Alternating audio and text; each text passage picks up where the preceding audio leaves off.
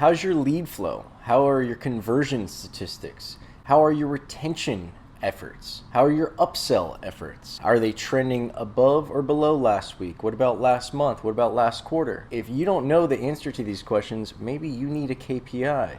What's a KPI, you ask? Well, KPI stands for Key Performance Indicator, and it's basically a report that looks a lot like this one that you'll be able to use throughout your entire business in different departments, different teams, even individual KPIs to get an accurate and up-to-date pulse as to the health of your business and how things are trending.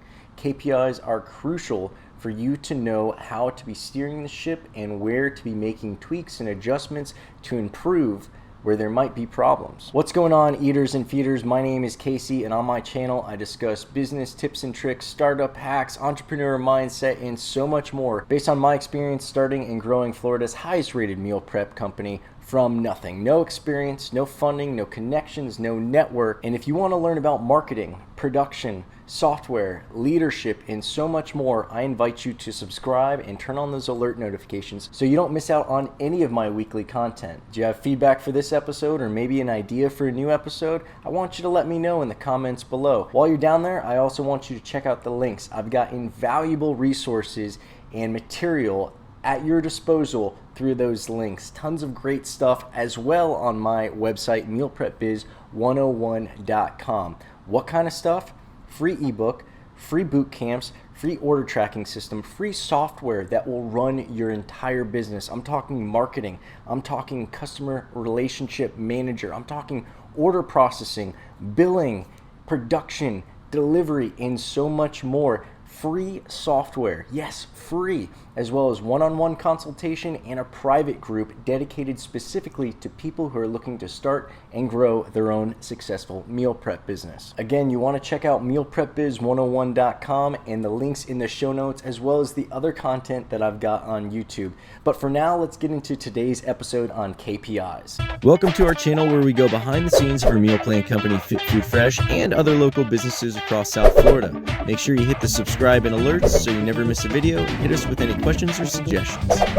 Alright, so this is an old KPI that we used to use. Now we've got something that's integrated with our system, and if you have your software set up correctly, if you've got a good CRM and some good dashboard features, you might be able to pull something off. But a lot of times a good old spreadsheet is really going to be the best thing for you because you can add to it, you can change it, you can edit it, and it's a lot easier. And there's also some cross formulations that you'll be able to put in here so that if you have multiple KPIs, maybe individual KPIs, team KPIs, and department KPIs, you're able to pull the summary data from an individual KPI and have it show up on a team KPI or a department KPI.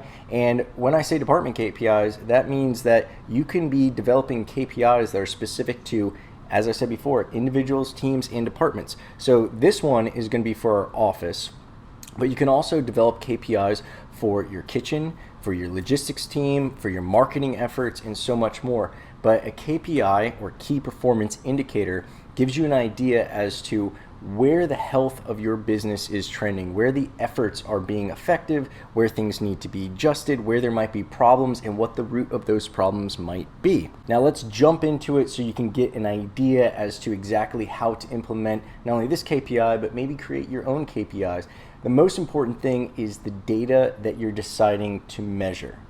You don't want to have everything on your KPIs. Some stuff doesn't make sense, and you can actually have too much data being recorded on your KPI and it becomes a bit convoluted and it actually becomes overwhelming, and you can actually miss things or be misled by having too much stuff on there. So we'll walk through this section by section. Now the first thing you're going to notice is we've got the different metrics, the different data points that we're going to be measuring right here along the left. Now over here, we've got an entire month's worth of data that we can be plugging in, and it correlates with these data points that we're going to be measuring. So this will be something that's filled in daily. Some of this stuff makes sense to do daily, some of it makes sense to do weekly, some of it makes sense to do monthly. It all depends on the data that you're tracking. So if you were to get this, which you'll have access to if you check out one of the links in the show notes, or if you sign up on mealprepbiz101.com, you'll be able to get this copy. You make one. This is a monthly KPI. You'd be able to make one for each month. Just make a copy, and then you just change the dates so they line up with the days accordingly. And what you would do is just start plugging in the data as you go through. Some of the stuff you do weekly, some of it you need to be tracking daily. It all depends, again, on the data that you're tracking. But the first section is going to be leads, and that's what we're starting with because that's what your business starts with. This tracks the amount of leads that you're getting, so it gives you an idea as to how effective the different sources of leads are. Now, we've got Zopum, which is basically the chat that's on our website. People who contact us through that, we turn them into leads. Contact form, that's also something that's on our website. Different than the live chat, this is a form that someone would fill out where they are indicating they want to learn more about our process or our service, and they give us their information. We turn them into a lead. Web leads, referral leads, obviously self-explanatory. Social media, why don't we split up Facebook and Instagram? Well, on this, we're basically looking at how many leads we're getting in and a general idea as to where those leads are coming from. If we wanted to get more specific, that would probably be more on a marketing KPI because that goes more towards the marketing efforts. This is more based on the office team. The people who are in the office don't really have much to do with the marketing efforts, so it doesn't make sense to get that granular with a KPI or a metric on that KPI that they don't really have any control over. This is just for that team, so we can review those efforts with them. If Instagram versus Facebook versus whatever social media source is underperforming, it's nothing that they'd be able to contribute to help or improve. So we leave that off. We basically want to see how many leads we're getting in, where we're getting them from in a general sense, and how good the office is at converting them, following up with them, and retaining customers as well, which we'll get into a little bit later. Now the next thing, and this obviously totals it up, down here at the end. So we'll be able to track this not only week over week, but day over day, month over month. Really for leads, I'd say week over week is probably as short of a time frame as you want to go. Day over day, doesn't matter. It all depends on the day of the week and how busy people are as far as filling it out, and there's not a whole lot you can do about it. But week over week, you definitely want to see, as you're trending with the amount of leads that are coming in and whatever your average conversion rate is, you want to see how it's comparing to last week, the week before, the month before, the quarter before, and measuring it at least on a weekly basis is going to give you a pretty good idea as to where you're going to be trending and where you might need to start looking to adjust and make some tweaks. This section right here reflects how old some of the leads are. And we want to see that we're converting these leads before they become too old, because then they become cold leads and we no longer put a body on them. They go into more of an automation follow-up because they're just a lower priority. They don't need as much time to follow up. You can't justify as much time following up with them because once you get over 10 days worth of efforts and you still haven't signed up on the program, maybe you're not serious. We don't want to completely abandon you, but we don't want to waste time having someone call you regularly when they could be calling someone who is more interested and more fresh. I don't want to get too much into sales tips and tactics and strategy. I've got other videos on that. I definitely encourage you to check those out. But this gives you an overall idea as to how to be measuring your progress in the efficacy of those efforts that you'd be implementing with those strategies and tactics. Now, the conversion section is telling us. Now the conversion section gives us an idea as to how many new clients we're able to sign from those new fresh leads, day 1 through 10, as well as resurrected. That means someone who's been off the program for at least 3 weeks and we were able to get them back on, as well as resurrected. Now resurrected means that they weren't a lead, they were actually a customer and they left the program and we brought them back on. We have 2 different guys working on that. One handles just sales for new leads, and the other focuses more on resurrection and retention, keeping the existing client base where it is and getting those people back on the program if they stop or cancel or pause the service. Now the next thing we're tracking is canceled. That means someone who actually indicated that they no longer want the service. They didn't pause, they didn't skip, they didn't just disappear. They actually said that they no longer want the service. If we start seeing a spike in that area, we're going to have to start digging a little bit deeper and seeing why we're losing more people, why more people are intentionally reaching out to pause our service. What are we doing wrong? Milk carton. Milk carton is the little colloquialism, the pet name that we gave to people who were on the program and they have left the program and we don't know why. They haven't paused, they haven't skipped, they haven't canceled, so we don't know why, but they're no longer ordering. This tracks them for their first 4 weeks being off the program. And again, that same person who's in charge of resurrections and retention would be handling milk cartons. So that starts with 1 week off the program. He'd be following up saying, hey, we didn't get your order. We don't know why you aren't ordering, but we want to find out how we can get you back on, see what's going on. Are you on vacation? Do you not like the menu? Do you not like my tie? Whatever it is.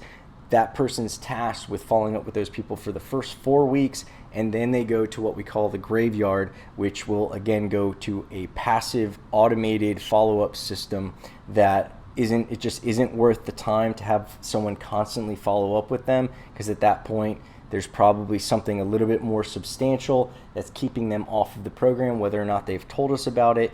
And his efforts, his time is best spent on tracking people who are fresh off the program and have a higher probability of getting back on, or at least getting a disposition as to why they left. Active members. This gives us an idea as to how many people are on the different programs that we have. This is an older setup for our KPI. We no longer use this. Our system's a bit different now, but this is basically automated, which is where the person never puts in an order. The system always orders for them. Semi-automated, that would be a population of people who sometimes order for themselves, but they have the system as a backup in case they forget to order. These are the two that we want to get people into. So we look at this section to constantly get people from the NA, which is no automation, to either semi-auto or full auto. The FF stands for food fairy because we tell people that we have a magical food fairy who performs their order selection for them each and every week. And then there's pause. Pause is someone who has paused the service. They haven't given us a date as to when they're going to be resuming. So we want to keep an eye on them and remind them every once in a while that we're still here, we miss them, and our delicious food is waiting to be enjoyed by them.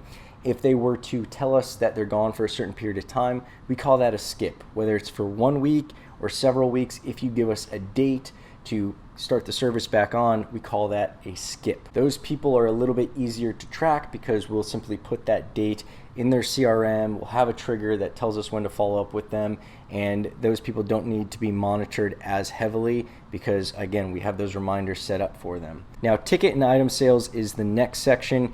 This is tracking the meals ordered. So as a total, it tracks the amount of add-ons that we're selling. Add-ons could be things like juice, desserts, snacks, non-meal items, and this also tracks the amount of total tickets that we've sold. So it tells us how many meals, how many add-ons, and how many tickets, how many orders we've got in. Now with those three numbers, we can get an idea as to what our LTV is. I've got other videos on LTV. I definitely want you to check those out. LTV, really short explanation, lifetime value. That's a combination of how much someone spends each time they make a purchase and then how long they stay with you. This gives you part of the LTV. The only other thing that you're missing is the overall lifespan, the average lifespan of a customer, but this gives you an idea of the average spend per ticket or per order. So what are we going to do with this? Well, we know that the average order should be 10 point something or 11 point something meals per order. That's what the average person is getting. A lot of people get 2 meals a day, Monday through Friday, so that's 10. People who order more than that would obviously be bringing that average up. But if we have too many people ordering less than 10 meals, then the average is going to start going down. If that average goes below 10, then we've got a problem because historically we normally stay above 10, the 10 point something to 11 point something range. So if we start going to the low 10 point something or 9 point something, we're going to know that we're going to need to dig deeper and identify people who are reducing the order, seeing why, and trying to get them to increase their order. Again, this will help the LTV. All right, the next section is refunds and credits. This one's very important as well. Again, seeing the last one dip down is a bad thing. Seeing this one spike up is a bad thing because refunds and credits are normally indicative of mistakes being made. Down, we've got another sheet that's dedicated to the specific details of each credit and refund. It tells us what customer received it, how much they received, what the reason was, what the department was, any details about the conversation. So we're able to see not only is there a trend of certain members abusing the refund program, is there a certain trend of one department or another having more issues all of a sudden? Is it the kitchen messing up food? Is it logistics messing up deliveries? Is it customer service maybe not following through on stuff that they're promising to do and it's resulting in a refund or a credit? I don't know based on just this, but it does give me an idea as to whether or not I need to dig deeper, because if it starts trending up, we know that something's going wrong. Deliveries versus pickups. Now, this isn't something that's really crucial because we charge for delivery. If we didn't charge for delivery, this might be something that we'd want to look at, because deliveries would obviously be costing us. But since we charge for delivery, we actually turn a profit on delivery. And in my opinion, the advantage of pickup is we're able to foster a better relationship with those customers. So this one, I don't really think should be on the KPI. I'll talk to Justin and see what he was thinking, why he would put this on here, because this is just another couple of line items and some more numbers that we don't need to be seeing if it's not anything that we need to be watching, right? It's just more minutia, and it could be distracting from other metrics on here that we do need to be focusing on. The next section is call efforts. Now this shows how many outbound calls we're producing. I used to have a call center, so I know that call volume and sales volume are normally correlated. If your call volume is high, your sales volume should be high. If you start seeing a dip in sales and you start seeing a dip in call volume, you could bet that it's someone getting lazy with their call numbers, and if they were to increase that, you'd probably be able to bump up sales. Now, if you see sales go down or retention go down and the call volume stays the same, then there might be some other things at foot. It might be the script the person's using, it might be their efficacy at speaking, they might be in a bad mood, it might be the source of the leads, maybe the lead quality is going down, and that's another thing you need to dive deeper in. But this gives you an idea as to where to start looking for these problems. If you're just waiting for a P&L at the end of the month to see how your business is doing, you're doing it too late, because by then it's already too late and you're rushing to play catch up, and then you've got to try to figure out blindly what the problem is. A KPI helps you not only figure out exactly where the problem is, but you're also starting to notice the trends in any kind of alarming situations before they end up on a P&L deficit or a plateau in your business. The next section is skip dispositions. Now we do this weekly. This would be one of the metrics that you don't have to do every day because it's based on the end orders. So at the end of the week, we figure out when people skip, why they skipped. Was it because you didn't like the menu? Was it because of the price? Was it because you're traveling, you're away on vacation, or other? Now, this also arms us with reasons as to why we should follow up with them. If someone is away and they didn't give us a date as to when they're getting back, we're going to call and say, hey, Dave, we saw that you didn't put your order in. We saw that you're going on vacation. Let us know when you're coming back so we can make sure that the food is turned back on and you're able to get food when you get back. You don't have to come home to an empty refrigerator and an empty doorstep and then run out to the grocery store. How inconvenient will that be? If they say that the reason is the menu, we can ask them, was there something on the menu that we've taken off that you'd like to see back? What exactly about the menu didn't you like? Did you switch your diet? Maybe you switched over to plant-based and some of the vegan stuff on this menu isn't jiving with you. If so, what kind of stuff would you like to see on the menu? This arms you with great perspective as to where some tweaks need to be made, if any need to be made at all. Obviously, when you get around holidays, you're going to see the skip dispositions indicating a lot of traveling. A lot of people are going to be away. Not a whole lot you can do about that because it's not like you can service them while they're out of state visiting family. So you just got to suck it up and deal with it. But once you see that they're not coming back onto the program after the holidays have passed, you know that you're going to have to follow up with them, and knowing when they're going to be coming back is a great way to make sure that they don't miss out on any service and you don't miss out on servicing them. F-ups. This is more of a reflection. It's a really simplified version of the other sheet that we have where we track the individual issues, and everyone who's received a refund or a credit tells us exactly what customer it was. This is a little bit more of a bird's eye view, and it tells us what departments are going to be contributing to the refunds and the credits, which is also important. Not only do you want to make sure that there's not individuals who are abusing your refund or credit policy, but more importantly, you're going to want to see if the kitchen all of a sudden is plating food incorrectly, or they're not cooking food correctly, or if delivery is all of a sudden putting food at the wrong doorstep and messing people's service experience up, right? This gives you a really good idea as to what's going on. And when you start seeing certain trends go up, and it's also an effective tool to make some of the departments kind of compete against each other, because nobody wants to be the department that has the most refunds and the most credits attributed to them.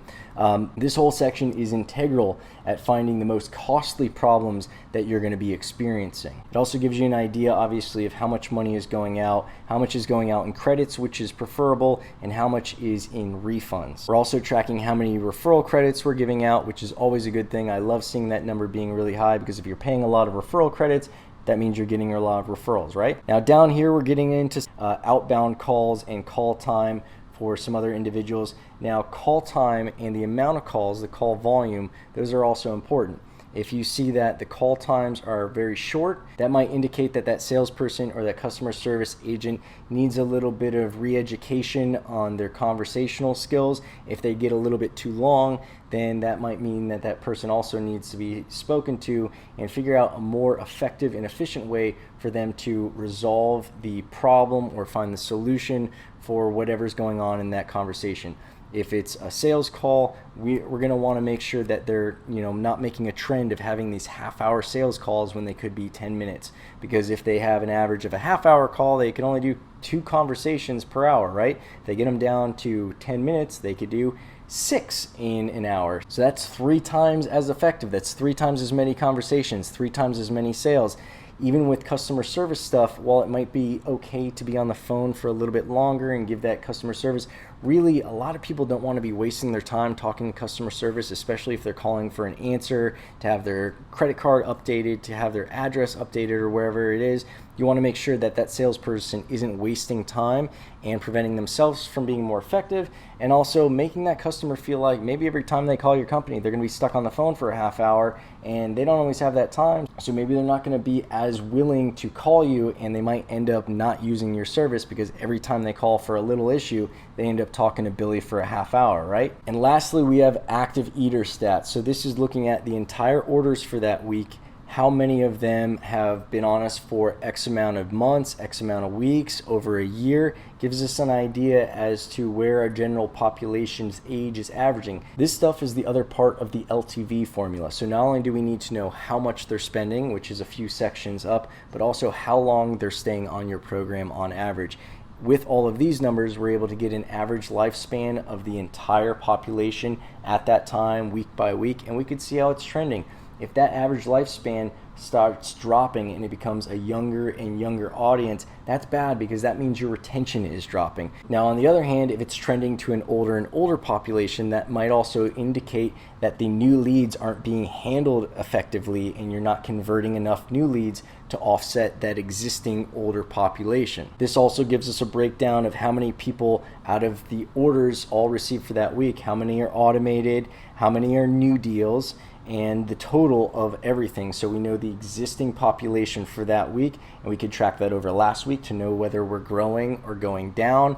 Was that growth based on people coming back onto the service? Was it based on new people signing up? A combination of both? Hopefully it's a combination of both, and you want to look at each one of them week over week. How many new people did you bring on last week? How many leads did you have last week? What was the percentage of those leads closed last week versus this week? All of these things are worth keeping an eye on week by week, so you can get an idea as to where you're trending and where you can be expecting to be at the end of the month and at the end of the quarter. If you want more information on reports and different tools that we use, sales tactics, retention tactics, and all this other stuff, I invite you again to subscribe and make sure those alert notifications are on so you don't miss out on any of my weekly content. Check out my other videos and check out mealprepbiz101.com. Now, don't forget the links in the show notes. You're also going to want to check those out as well, because I've got a bunch of free stuff in there. Again, free ebook, free bootcamp. The free software is really what I got to be stressing. Between the free software and the private group, that's honestly more invaluable than any of the other stuff that I put out. But all of it is yours if you want it, through those links, through mealprepbiz101.com, and through my YouTube channel. I hope you tune in for my next episode, but until